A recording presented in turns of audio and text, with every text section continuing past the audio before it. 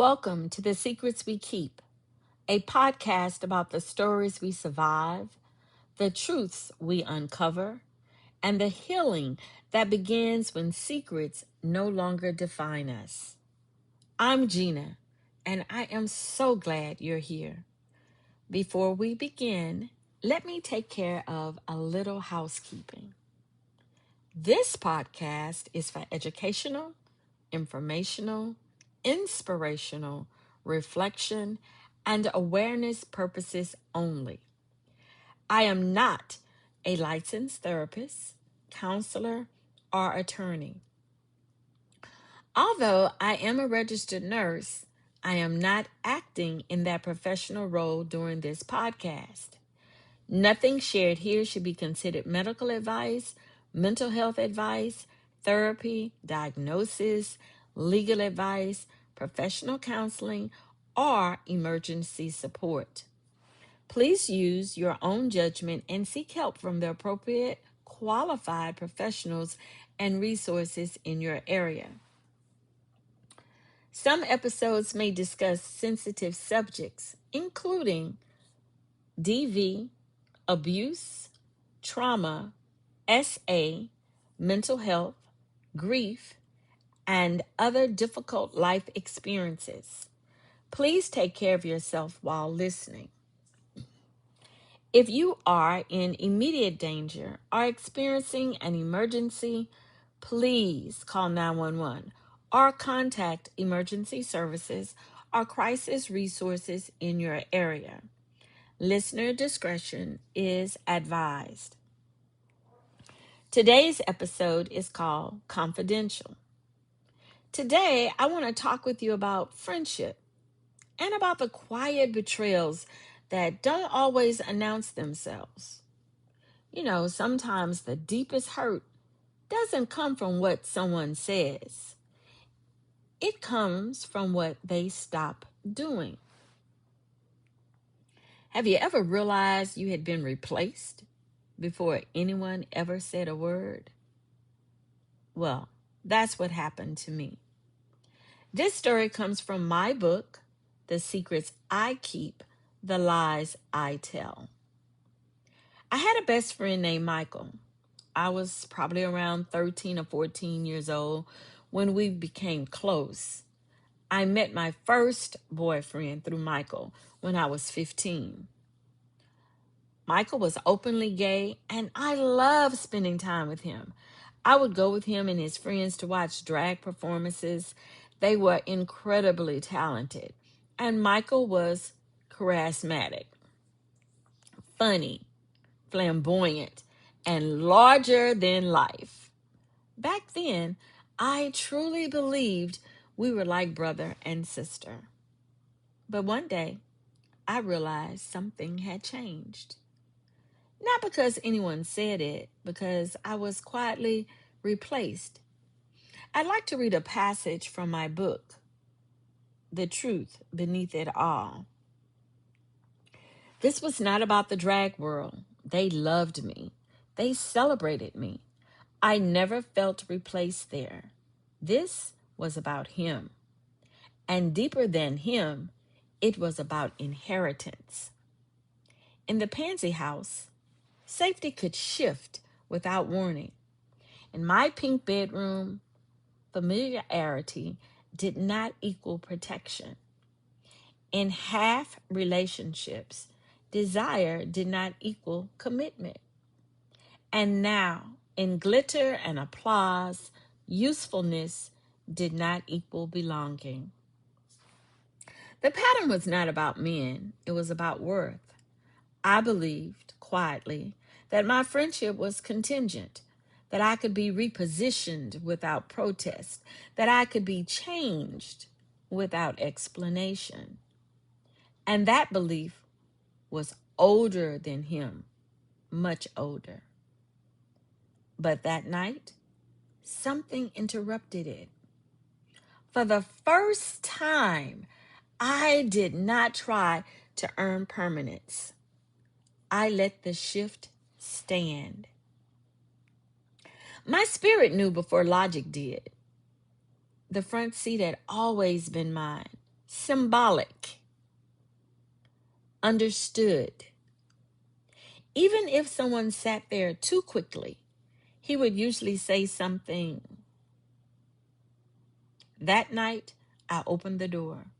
She was already sitting there. I waited. He did not correct it. Instead, he pushed the seat forward and simply said, "So you can get in." The back seat. Not dramatic, not humiliating, just repositioned. And in that quiet car, watching him lean toward her in the rearview mirror, I felt something old rise up. I was useful. I was not chosen. That distinction cuts deeper than almost any wound. I wasn't surprised. I didn't confront him because what was the use in explaining hurt to someone who should have recognized it? That belief was inherited. My mother adjusted. I adjusted. We learned to absorb instead of address. But something was different this time. I didn't fight for the front seat. I didn't sparkle harder. I didn't try to reclaim my place. I stepped back voluntarily. That was new. The crown did not change me. The back seat did. Winning showed me I was capable. Being repositioned showed me I was still healing. And for the first time, I didn't interpret distance as proof that I was unworthy. I interpreted as information. When you stop orbiting someone else's brightness, you begin to notice who is standing still. That is when Ken entered my life, not with glitter, but with steadiness. Michael needed attention. Ken offered presence. Michael positioned me. Ken faced me. I didn't know yet that he was 7 years older than me. I didn't know he had lied about that. I didn't know steadiness could carry shadows too. But I knew this. When Ken looked at me, I did not feel useful. I felt chosen. And that terrified me more than the back seat ever did. Because being useful is predictable. Being chosen requires vulnerability. I did not lose Michael that night. I lost the illusion that I had to be supplemental. I lost the belief that I deserved to be repositioned without protest, and that loss was growth. Some relationships don't end with betrayal. They end with awareness. And awareness is where transformation begins. For the first time, I did not belong to glitter. I did not belong to performance. I did not belong to being useful. I belonged to myself. And that quietly, steadily changed everything. That passage describes what happened after a competition where I recited two original poems.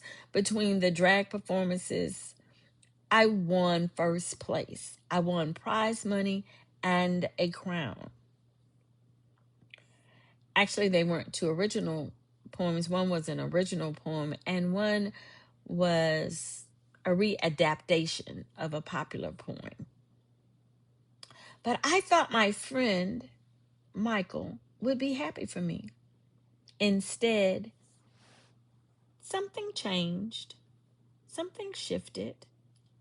The young woman who won second place was sitting in what had always been my seat in the car.